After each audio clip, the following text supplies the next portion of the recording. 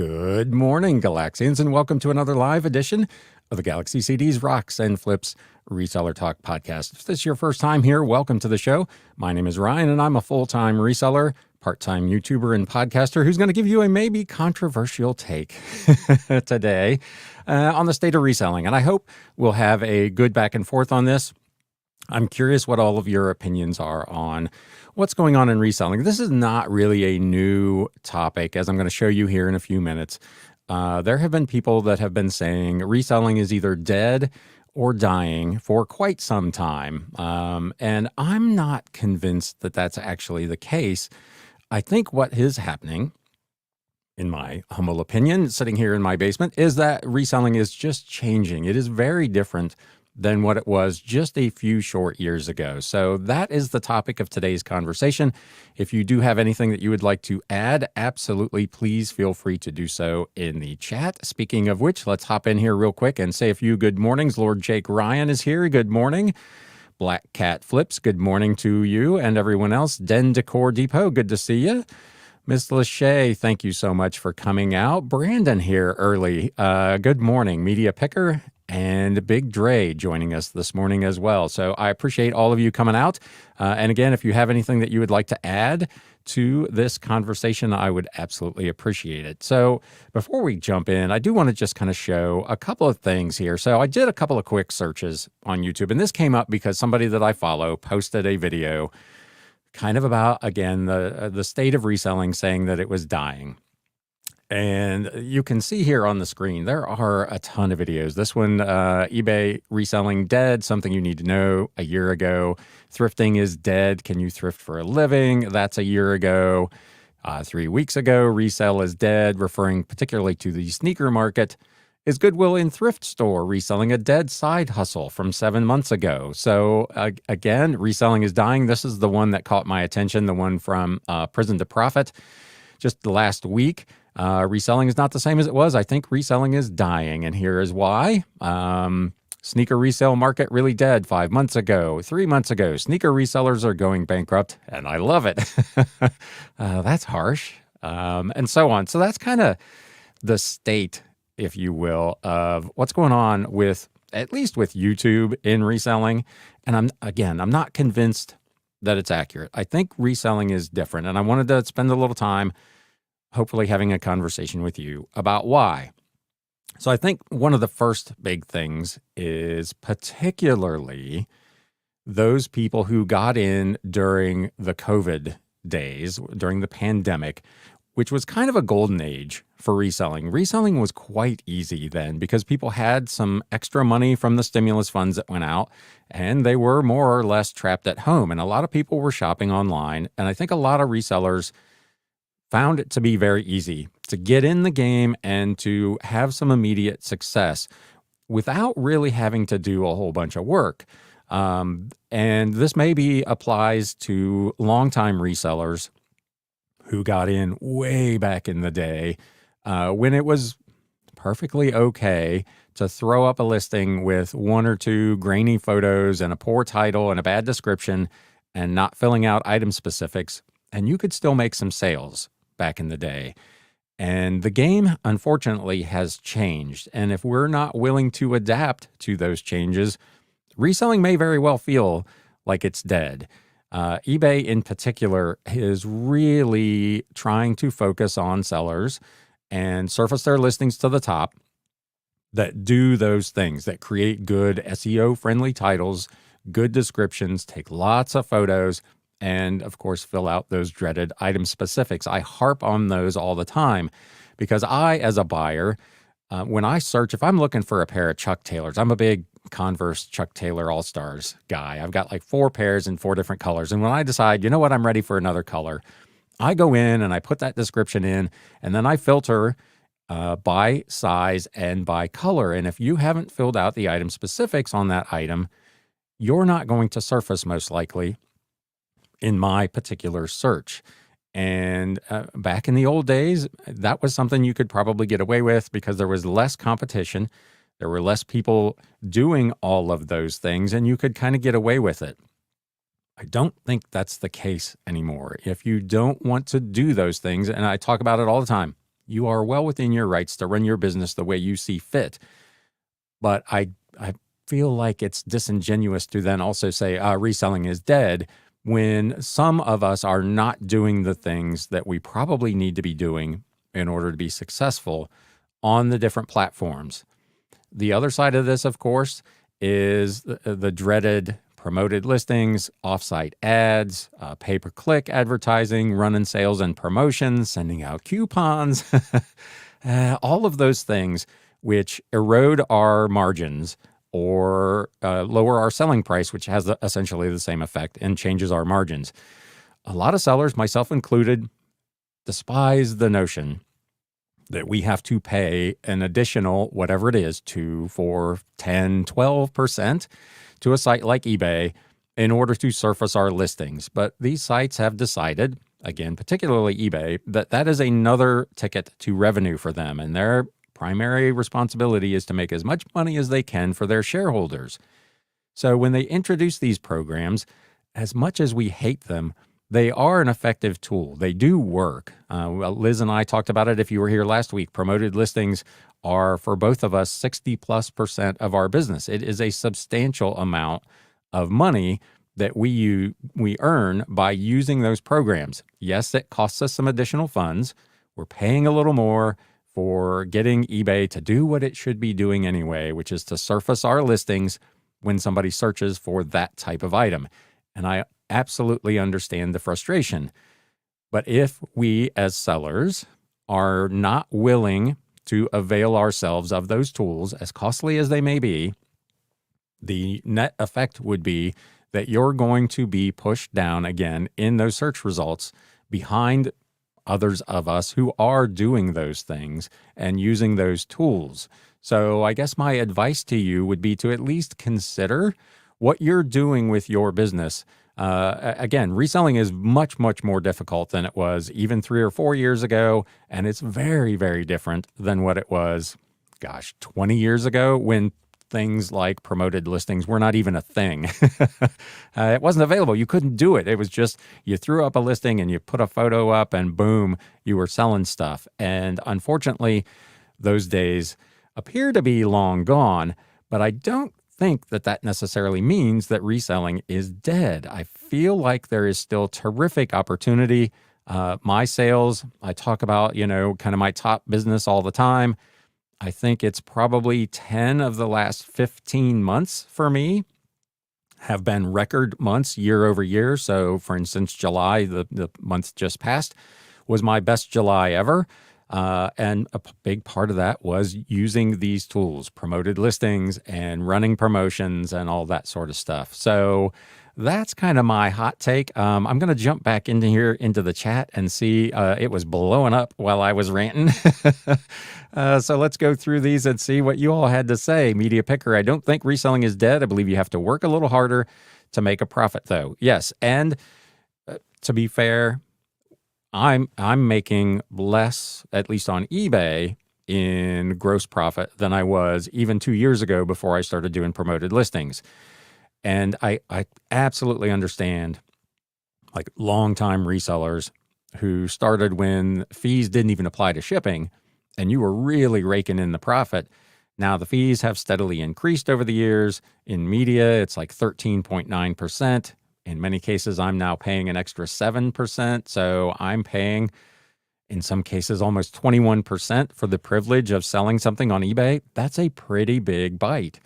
Even with the ridiculous gross margins that I make, giving that much money to eBay, again, for them to do the thing that is their job, which is to show our listings to people, can be pretty frustrating. I absolutely understand it. Den Decor Depot, it's the second oldest profession. It is not dying. And I would agree with that. I like retail stores, just traditional brick and mortars, they're essentially resellers. They are buying either from a manufacturer or from a wholesaler, distributor, whatever the case, and then reselling it to the general public. So if you look at the broader picture, reselling clearly is not going anywhere. Is it harder? Do we have to do some different things? Is there a lot more competition, not just from sellers on a particular platform, but additional platforms. 10 years ago, you weren't competing against Mercari and maybe Depop and some of these little one-off sites that have popped up over the last few years that have not only drawn more sellers into the market, but have drawn buyers away from the traditional sites like, again, particularly eBay. Black cat flips. Certain niches may be dying, but that is retail. And again, that is true. The ability to adapt not only to what the platforms are doing in terms of fees they're charging or promotional things, promotional tools that they give you that they charge you for, adapting to the way they want you to do listings. It's also important to adapt your business model. Things that sold, I think back to when I was in college, which was seemingly 100 years ago, but the professor in one of my business classes talked about the companies that built buggy whips back in the late 1800s for horse-drawn carriages. And when the horseless carriage, the automobile, came along, if they didn't adapt their business and change either to something else or something automotive related, they found themselves going out of business. And we're kind of in the same boat. There are probably things that we sold or are trying to sell, and again, things that we're trying to do that just don't work in the new century here. So that is absolutely true. Black cat flips. Everything has its hot time and then fades away. And particularly, I think if you're in fashion, like old books and media, I don't feel like necessarily has kind of those peaks and valleys. Book lovers are always book lovers and they always seem to be buying books. But if you're in a fashion category where, I think back to what I wore in the 80s when I was in high school versus, going through the decades and the changes in styles and fashions, the closet that you may have had even 4 or 5 years ago may not be any good now. And you have to be able to adapt to that. Liz O'Kane, good morning. Thank you for joining. Reselling is different and it changes every year, she says. It seems like it's more even than every year. It seems like every time I turn around, there's something being changed. That's why I do the weekly podcast with all the news updates. These platforms are constantly changing what they're doing, how they're doing it, the fees that they charge, the information they're giving us, the way they want your listings created. There's almost, it seems like on a weekly basis, there is a platform somewhere that is deciding to go and move fees from sellers to buyers, for instance, or whatever the case may be. It is for a business that seems like it should be relatively stable. It is a rapidly changing and evolving business. It's so much different from when I first signed up for eBay way back in 2000, even different than when I signed up and went kind of full time back in 2019. Much more detail oriented, particularly again on eBay in terms of like item specifics, where it seemed like every quarter they were adding more and more of those that you needed to go in and input and edit and add to current listings in order to be successful. So it is definitely an ongoing, never-ending series of changes. Miss Lachey, I agree, not dead, but different. A lot has changed, but sellers have not. And I would say some sellers have not. Some sellers are thriving and are super adaptable to these changes and are doing very, very well. Again, my business, you always want more, but I look back over the last year and I don't really have any complaints about how my business has gone. Are there peaks and valleys? Are there slow days, slow weeks? Absolutely. But on balance, as I adjust to the things that the platforms are offering us and keep an eye on where the market is going, my business just continues to get better and better.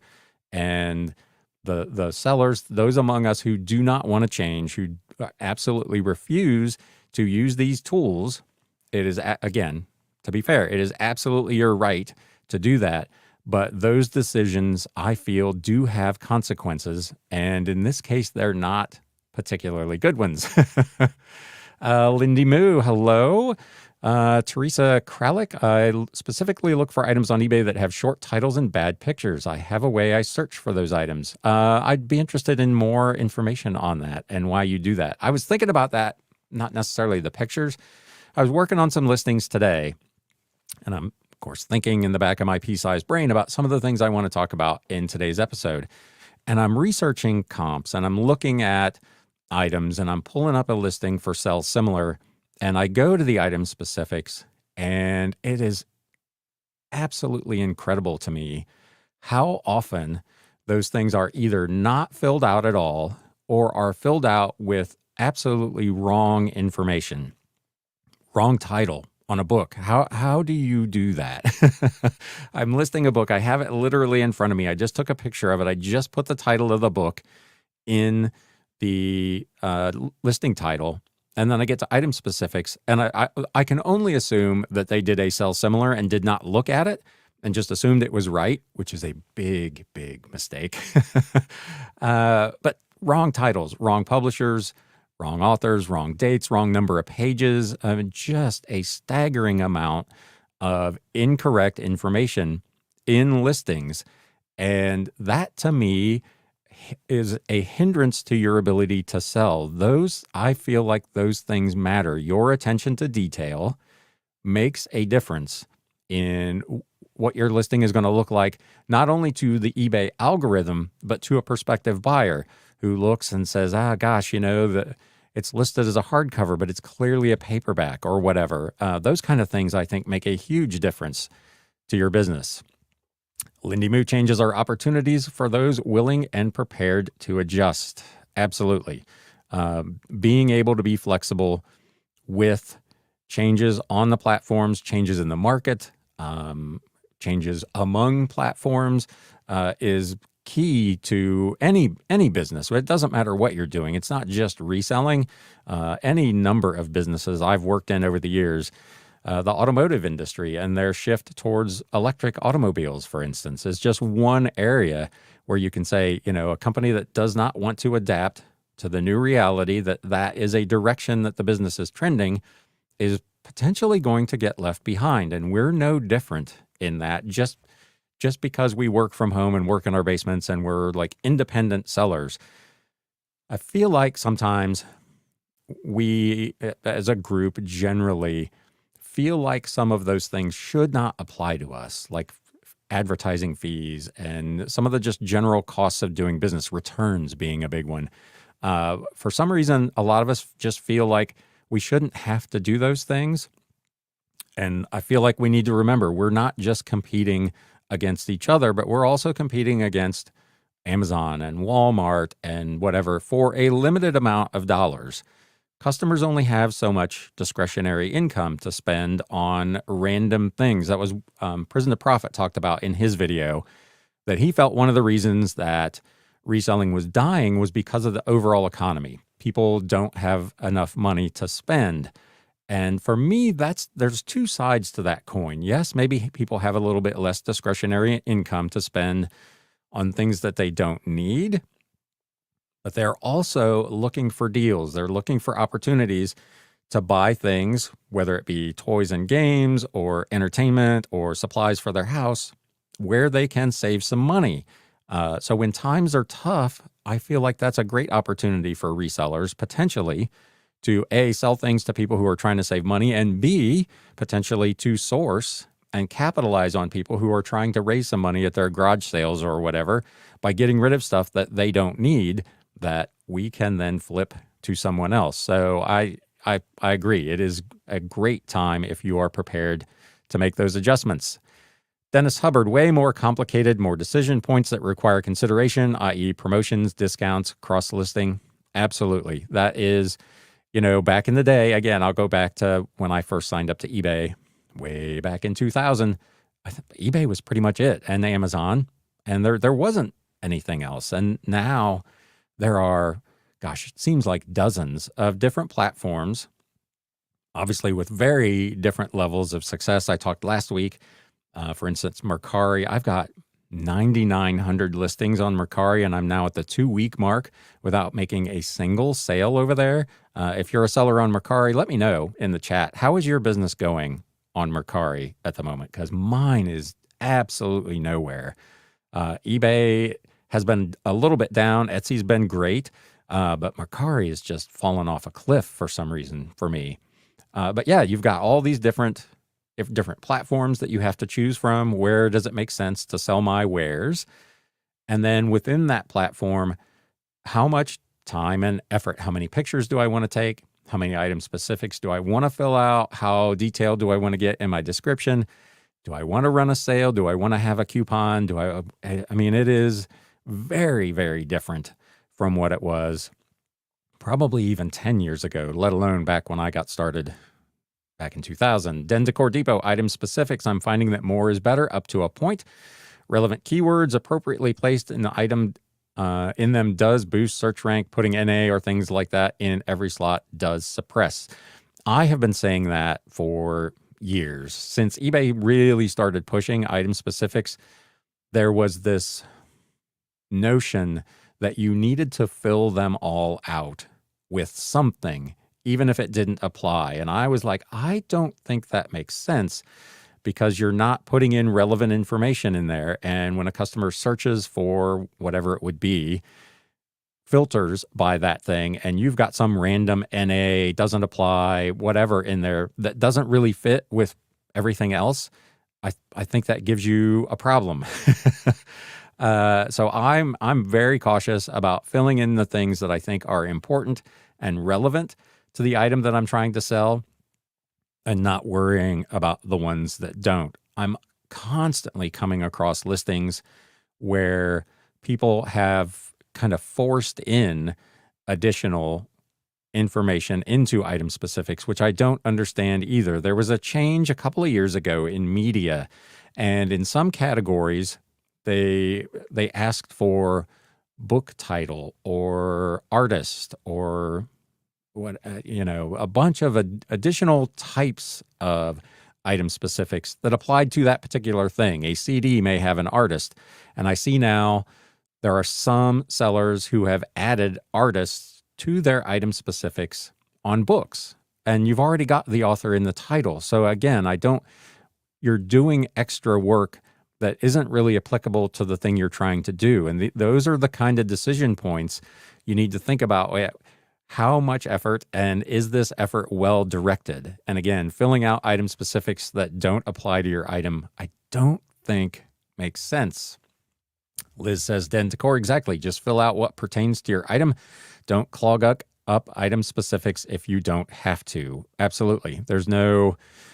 I don't see any benefit in it. If you're of the contrary opinion, feel free to let us know in the chat. But putting in irrelevant information just to fill out the space doesn't make any sense to me.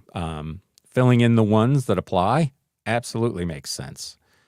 Lord Jake Ryan, I think a lot of those YouTube videos are like the sky is falling for click views. Absolutely. And I totally understand that. That's why I showcase the ones. This is not a new phenomenon. This has been going on for years. So there is definitely an element of that. But I do think there are a certain number of them who legitimately believe that it is dying when... You can't say for sure, but I feel like there's probably a good proportion of them that have not taken advantage of some of the opportunities that are out there in today's reselling platforms. I think that reselling is still there. You just have to put in a lot more work into it than before. And that is true. And that's why I go back again to the COVID era. I would bet that a significant portion of people who got into reselling during COVID, either as part-time or full-time, have probably gotten out because they found it increasingly difficult to make money. I kind of said, I think you can go back and see some of my episodes as we were transitioning out of that. I'm reasonably confident that I said I thought a lot of those folks would probably wash out because it was going to get a lot harder to sell in the new post-COVID climate, where you had, again, professional sellers who'd been doing this for a long time, that were going to continue to rise to the top, and the easy sales of puzzles and games and whatever was going to dry up, and those folks were going to be left scrambling. And I don't wish any ill will on them.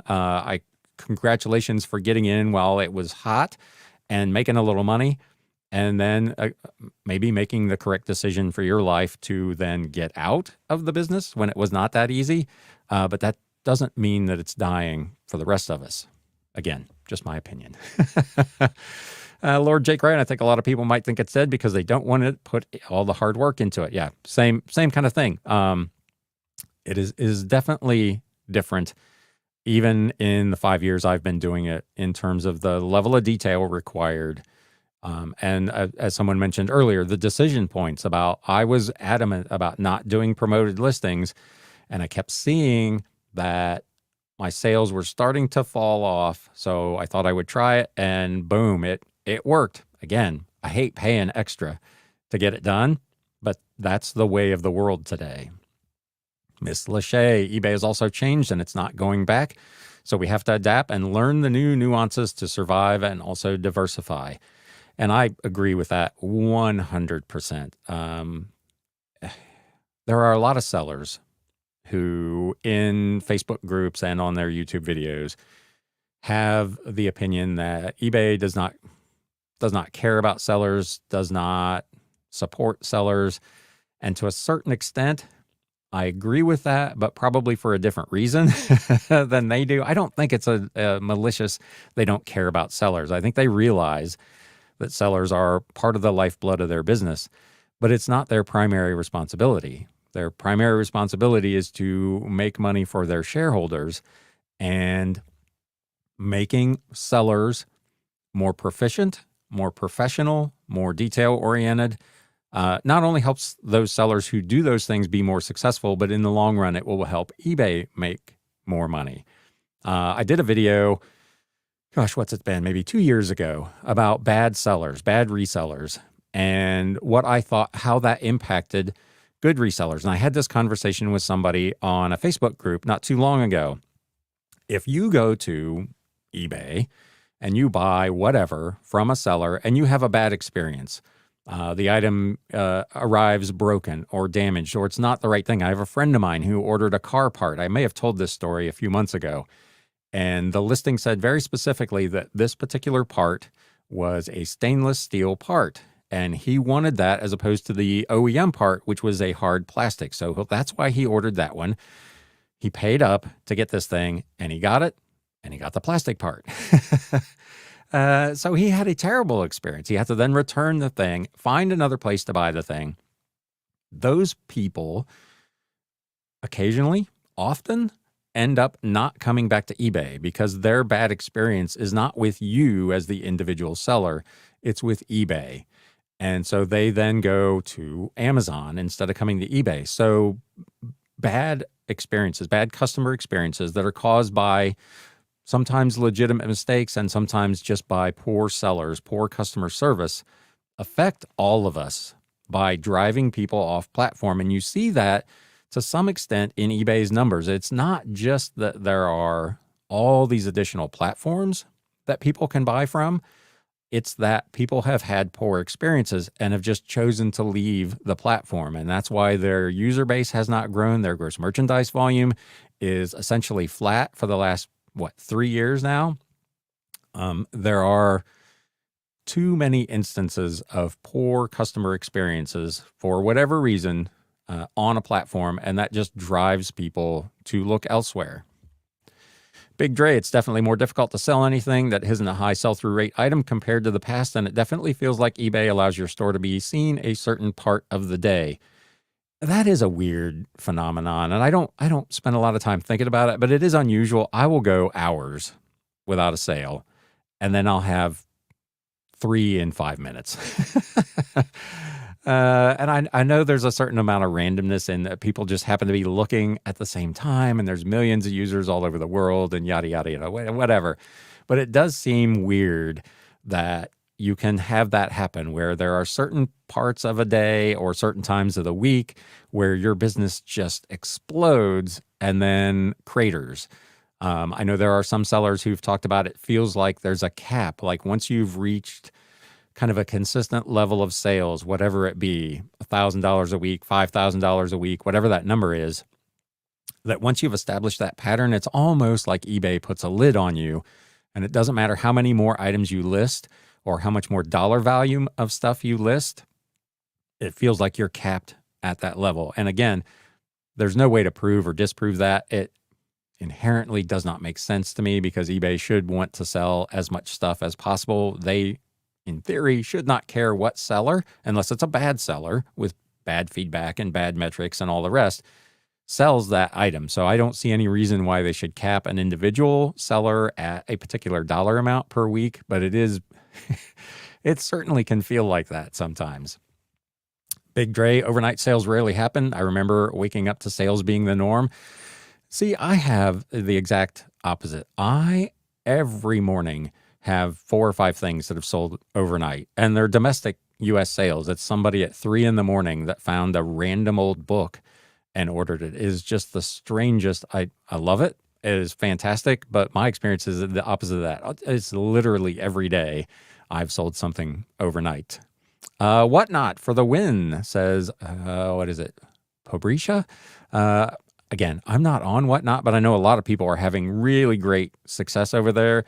And that is another disruptor. Their business model and their way of doing things is very, very different than the old school traditional eBay, list it, put it up at an auction and see what happens. It's a very kind of rapid fire, we're doing this now, we're doing it today, or forever hold your peace kind of thing. It creates a sense of urgency that long tail listing on eBay or Amazon does not do.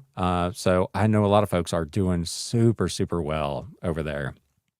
Big Dre, I happen to be up and around 2 a.m. and sent out offers and made a sale, but it probably wouldn't have happened if I was asleep. Jennifer Raybod, good morning. Thank you so much for coming out. Media Picker, I sometimes will look for bad pictures of CD lots that I might buy on eBay for reselling. Most people will skip over them, and there's usually some gems in there. Yeah, if you're a seller, there are opportunities to capitalize on people who have not done their research. Like I've got a few things right now, just searches, things that I've favorited that are books that I've sold for 60, 80, 100 or more dollars that I will routinely see pop up for 10, 12 bucks. I will absolutely buy that to get it off the market and put it in my inventory at the higher price that I already know I've sold it for. So there is definitely an advantage to kind of looking at some of those less high quality listings where it can be sometimes really obvious that a person has not done the research into it. They've got this random outlier item for 10 or 12 bucks that everybody else is trying to sell for 100. And you go to the comps, the solds, and you see consistent sales of $70, $80 a piece. I would absolutely sneak in there and buy that cheap item and get it in my store. So totally get that.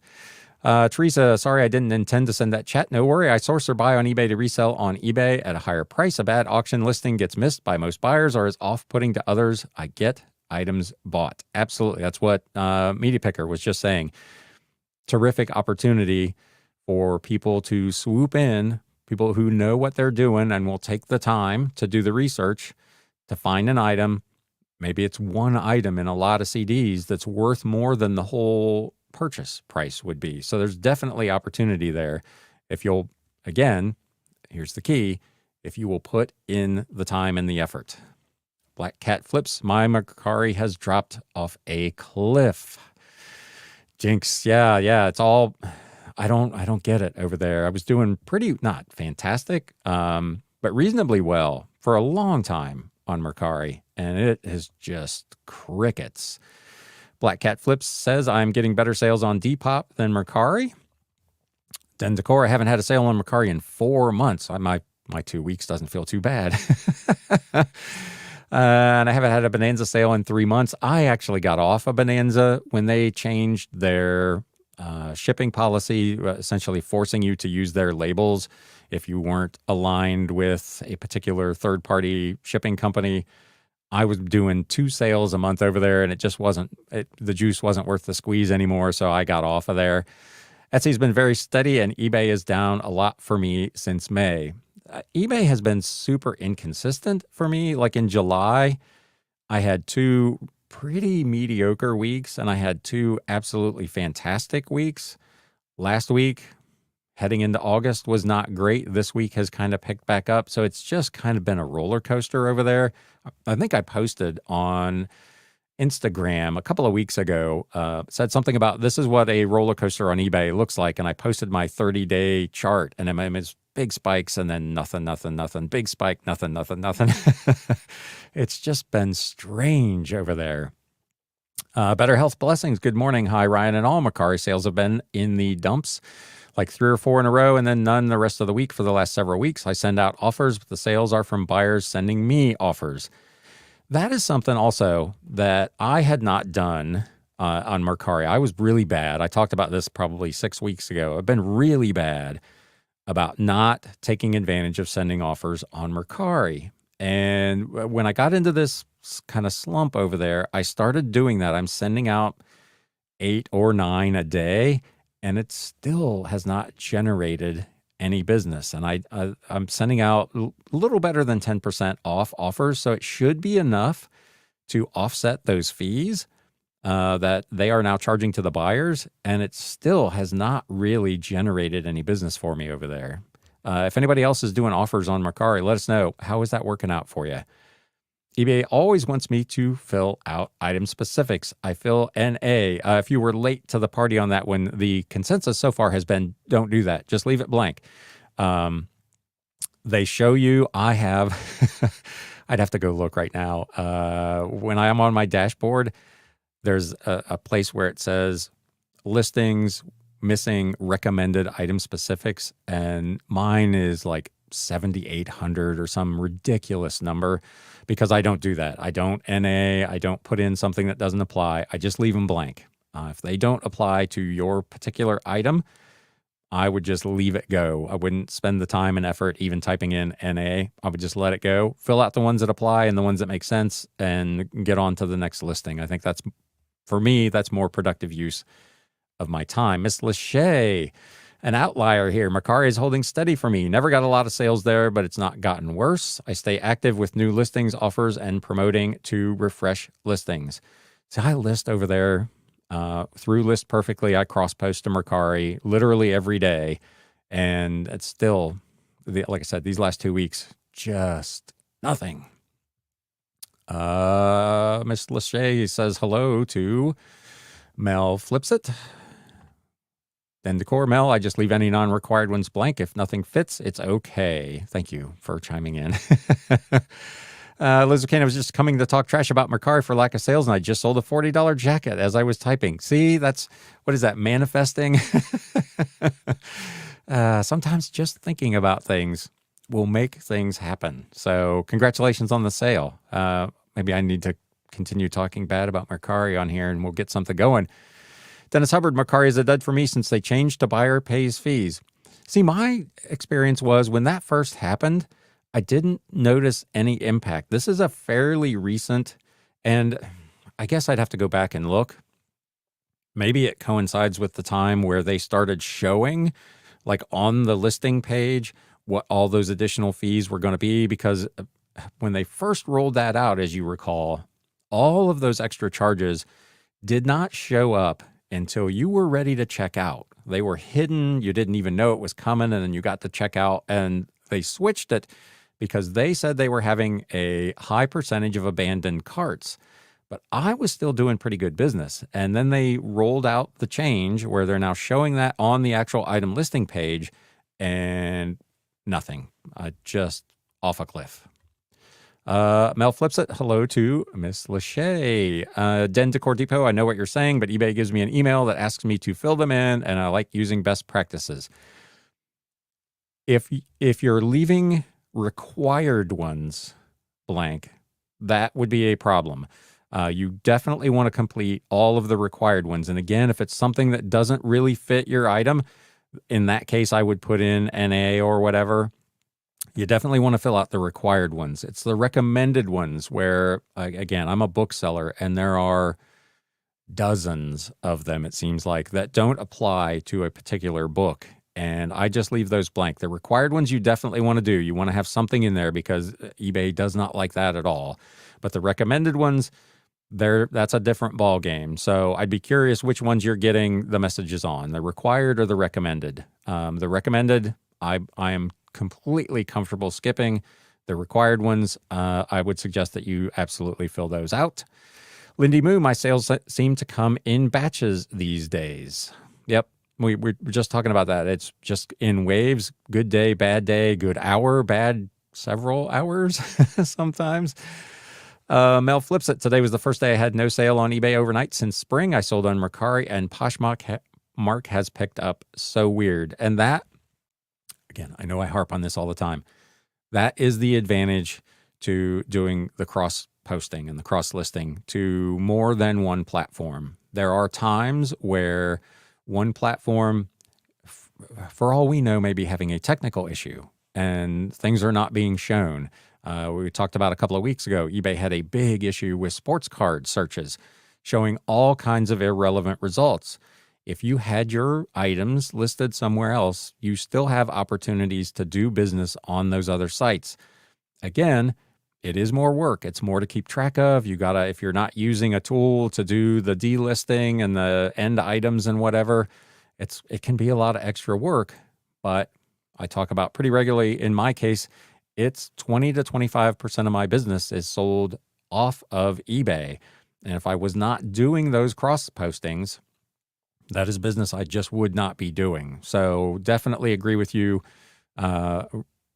Get your items on as many platforms as you are comfortable with and that you can, in good conscience, at least sell on. I don't sell on Amazon, which I know as a bookseller is probably a big no-no, but it's just not one that I'm interested in selling on. So my business decision has been to avoid that one. Teresa Kralik, if you promote your listings, then your item cycles through with other promoted listings for premium slots. Your item may show up once a day, depending on the number of total. It's very, I don't want to call it strange, but it's very hard to predict where promoted listings are going to show up. I talked a couple of weeks ago, I think, about how my promoted listings impressions was super, super high relative to organic impressions, which is you would expect because you're offering to give eBay money for those to be shown. But the clicks were significantly lower. So less people who were being shown the promoted listing were actually clicking on it to take a closer look. But of those who clicked, the promoted listings had a much higher conversion rate than the organic ones. So it's a very, very strange, I'm not a marketing genius, so I can't begin to put my finger on why that series of events would be the case. But promoted listings absolutely does have an impact. It's just hard for me to cipher out how exactly it's working for us. Bruce Johnson, good morning from Cali. My July sales were dead. Nothing sold from my 200 plus listings, even with offers being sent. I started listing again on the 1st and I'm having sales now, but just the newly listed. I know a lot of sellers talk about the end item sell similar philosophy. So if you've got a couple hundred listings that appear to be stale, that might be something that you want to consider. Go in and end those, do a sell similar, maybe take a look at updating a title, updating a description, adding in some of those dreaded item specifics that we've been talking about, maybe taking a few new pictures, and see if you can refresh those listings and get them moving. If nothing else, if you're finding that for you, just having new listings are the ones that are selling, just doing that end and sell similar will create a new listing, which will hopefully get things going for you. So anybody else can feel free to chime in the chat there, but I think if you've got a couple hundred stale ones, that might be an opportunity for you. Better health blessings. I do think there is a cap, and I think eBay moves on to give the traffic to someone else when you've reached it. Yeah, could be. I, again, can't prove it. Anecdotally, man, it sure looks like that sometimes. I'll get, like a couple of weeks ago, I had that guy that bought $500 worth of books, and like the next day, my sales were pretty mediocre.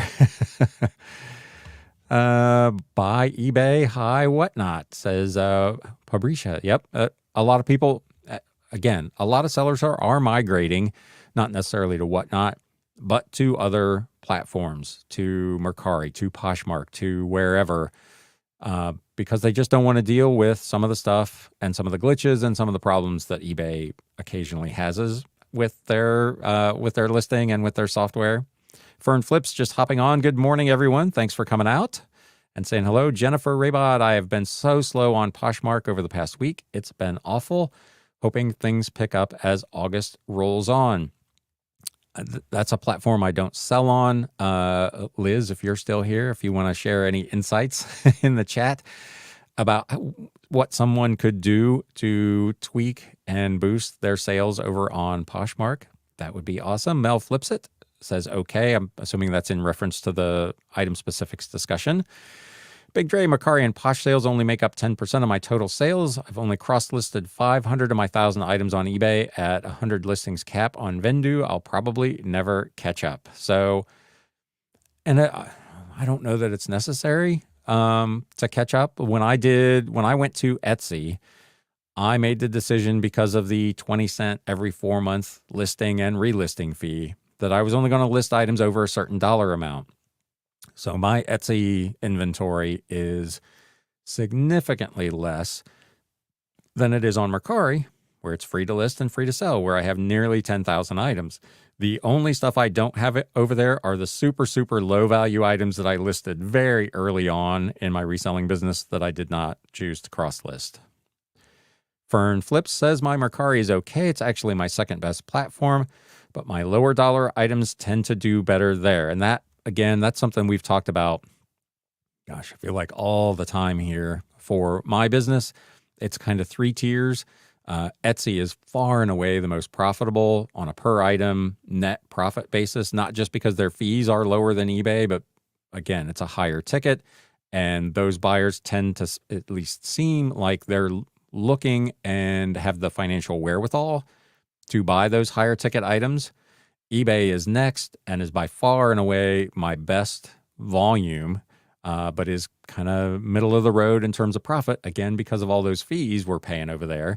And then Mercari seems to me to be historically, if you watch any of my what solds, sometimes I'll go a month without an item on Mercari that qualifies as like a top 10 sale because it's all the lower dollar volume items, which they all pay. I've talked about that before. I don't mind to list things for $5 or $6 if I got a quarter or a dime or 50 cents in them, because that's all profit to me. I don't mind making kind of low dollar volume sales to do that, but it is definitely the case that Mercari tends to be those lower value items. Miss Lachey Resale, Ryan, I found that promoting the listing works better for me than offers. It reduces the price and takes the item back to the top of search. Unfortunately, you can only do 10 a day, I think. I believe you're talking about Mercari, and that is correct. I believe you're capped at 10 a day. I've seen several people complain about that. I don't, frankly, understand why they do that. The other thing I don't like, and you can chime in on this as well. So if I send out an offer today on an item on Mercari, say it's a $20 item, and I send out an offer for $18. And then 2 days from now, somebody else decides to watch that item, and I want to send them an offer. Now I have to send an offer that is a minimum of 10% lower than my last offer. I can't send out another $18 offer. I have to send out whatever, $16.20 offer. You can only offer 10% less than your lowest previous offer. So I find that I just end up not sending out secondary offers. It's a one-shot deal for me. I'll send out that whatever 10, 12% offer. If an item's $20, I'll send the offer for 18, and then I don't offer anymore because I don't want to offer now what effectively ends up being 18% or 20% or more off just for one random person when I already did 10% for someone else. Does that make sense? Am I talking silliness? Fern Flip says, my eBay has been fluctuating wildly as well. I did $15 yesterday. Ugh. Yeah, those days are rough. Like I said, in July, I had a couple of weeks that for me were very, very poor, and a couple of weeks that were just outstanding. Some of it based on 1 or 2 buyers that bought either high ticket items or bought a multiple of pretty decent items. So it wasn't necessarily a ton of traffic. It was some particularly big sales. Traffic seems to be off a bit on eBay. If you look at your metrics, you can see what your traffic looks like. But I know even when I upped last month my promoted listings general percentage from 7 to 8. My traffic, my impressions remained flat. I didn't get any lift whatsoever from having done that. PJ Thrift, I had 3 returns in 1 week. I'm turning off returns. I don't want the customers who have that mentality. It wasn't the right green color for her. Returns are a never-ending saga, particularly if you're in fashion. I see stories all the time. People sell an item. They show the tag that has the size. They show measurements with a tape measure on the item, and they still get returns for items don't fit. I totally sympathize with particularly clothing sellers that are really stuck behind the 8 ball, frankly, with returns. People can return things for any reason. I would caution you if you're on eBay. eBay, if the customer chooses to squawk, is probably going to side with the customer, even if you have returns off, and force you to take that item back. So just be aware that turning off returns won't necessarily eliminate returns. It may give people pause. eBay obviously hypes it up as a way to entice buyers to purchase from you because they feel comfortable that if it doesn't fit or it's not the right shade or whatever, they can send it back. But I totally get why people choose not to do returns. I don't get very many. I've talked about that in the case of books. People just don't tend to return books. My return percentage is usually less than 0.5%. It is super, super low. I think that is very category specific, and it does, I think, attribute somewhat to the fact that my listings have a lot of photos and are pretty descriptive. If I see a problem with an item, a torn page or, a crease in the paperback cover, I disclose that and take a photo of it.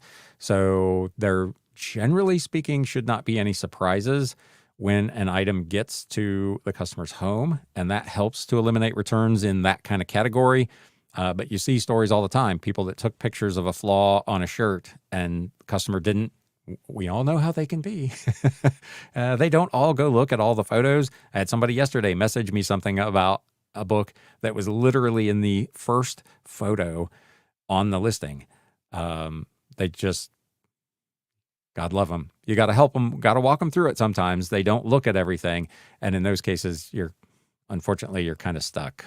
Den Decor Depot, and sell similar 100% works to jumpstart your store. 7 to 14 days seems to be the sweet spot for me. So there you go. The person who was talking earlier about having 200 listings that appeared to be stale, Den Decor does that and has good success with it. Media Picker at Better Health Blessings, I've noticed the cap also. I'd be curious how we break through that. Once you've established whatever, again, $1,000 a week, $5,000 a week, whatever that number is, eBay has kind of said, okay, this is where this person consistently sells. So now when they get there or thereabouts, we're going to showcase someone else's listings. How do you then take the next step? How do you become $1 million seller if at some point you plateaued for a while and then eBay just decided that's it, that you're never going to get more than that? It's a really strange phenomenon. I wish there was some way to get better insight into it. But it again, absolutely feels that way. Liz, oh, my Poshmark is dead, but I haven't really been listing.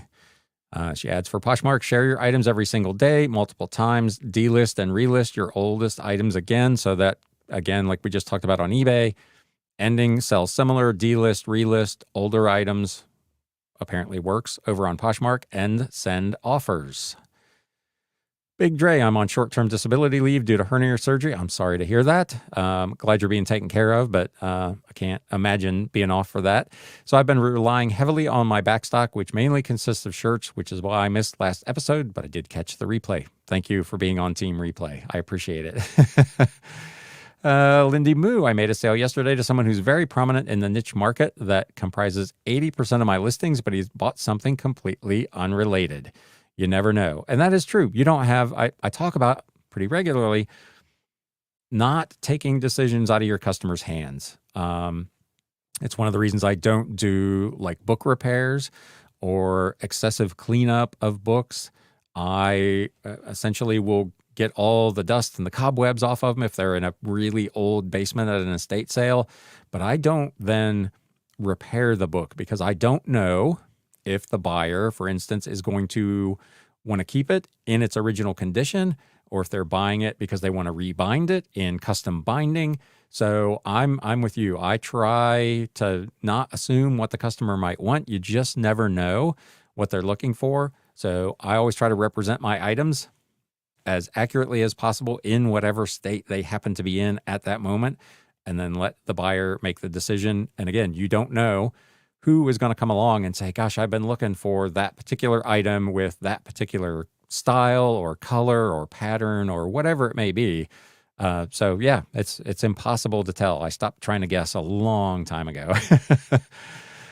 Fern Flips, once a month, I send out bulk offers on Mercari. Sort all of my listings by number of likers. So I start with the items with the most likes and work my way down. Otherwise, I don't send out offers there.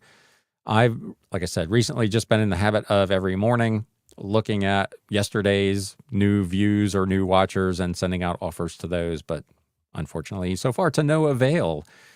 Media Picker, I do end and sell similar every day on listings about to renew. It only takes me a few minutes, and I usually get a few sales offers out of it. So there you go. Once again, recommendation for doing that. I'm bad. I don't do that, partly because I have 11,000 listings, and it's almost impossible to keep track of what's going to renew and where they're at. So I'm bad about doing that. I guess I should probably look into trying to do that and see if that jump starts things for me. Miss Lachey, yep. The offer feature sucks. I only send offer if I have 3+ watchers. There you go. I assume you're talking about Mercari there as well. Liz O'Kane, I get all kinds of crazy clothing returns, but it is what it is. It just goes with that business, I think. Again, different businesses have different, I don't know what on eBay, what the percentage is for clothing. It may be one of the reasons the percentage is different because they know you're going to take a certain amount of stuff back. Liz says, my clothing return rate is 6%. Big picture, way below industry standard. What would you, we're getting up on an hour here, so we'll make this kind of the last call for anything anybody would like to say. But Liz, I'm curious why you think your returns are lower than the industry standard. Is there something that you're doing, like what I just talked about, good pictures, good descriptions, disclose flaws, but is there something particular that you're doing that you think has your return rate below? Then Decor Depot, Ryan, just add 200 listing and sell similar to your daily morning routine. Oh, my morning routine is already so full. Oh, man. Yes, I probably need to do something there, but oh my gosh. The thought of one more thing. I was just telling a friend of mine earlier today, there are not enough hours in the day, and I am literally always tired. Maybe it has something to do with the 5 miles a day I'm trying to walk on top of doing all this other stuff. Man, I'm beat all the time.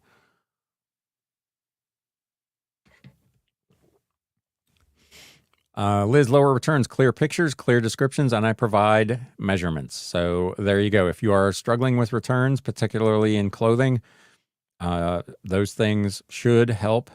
Like I said, the more accurate and the more honest you can be about your item, I feel like the better off you're going to be. It's tempting, I suppose, if an item has a flaw to try to minimize it or hide it because you think the item is not going to sell because it has a flaw. I talk about all the time the number of books that I sell that have pages that are loose or pages that are damaged or the covers are damaged. Clear photos, clear description, pricing it appropriately, not trying to get maximum money out of an item that's got a stain on it, for instance, will allow you to continue to generate business on items that are less than perfect. Again, you don't know what someone is going to do with it. Again, particularly in my category with books, people will buy old books because they want to cut the artwork out of pages, or they want the cover of a particular book because it matches some others. You just don't know. But disclosing everything that you can and being upfront and honest about what your listings are and what they look like, for me, is the ticket to reducing returns and doing more business. One more round here. If anybody has anything they would like to add, as always, thank you so much to everyone who came out today. If you haven't already, do me a favor and hit that thumbs up button so YouTube knows that we all had a good time here today. And as always, share this with anybody else that you think might get some value out of it or that might enjoy it. The show has continued to grow. The number of people who are coming out live on Wednesday morning, which I know, as I say, is a kind of a strange time to do this, has continued to grow. So I really appreciate all of you that come out, that like, that share, and that participate in these very lively discussions. It absolutely makes it worthwhile for me. And since nobody had anything to add there, I think on that note, we will call it a day. Again, thank you so much for coming out. And now it's time to sell. Thanks, guys. You have been listening to the Galaxy CDs Rocks and Flips Reseller Talk podcast. Thank you so much for tuning in, and we will catch you again next time.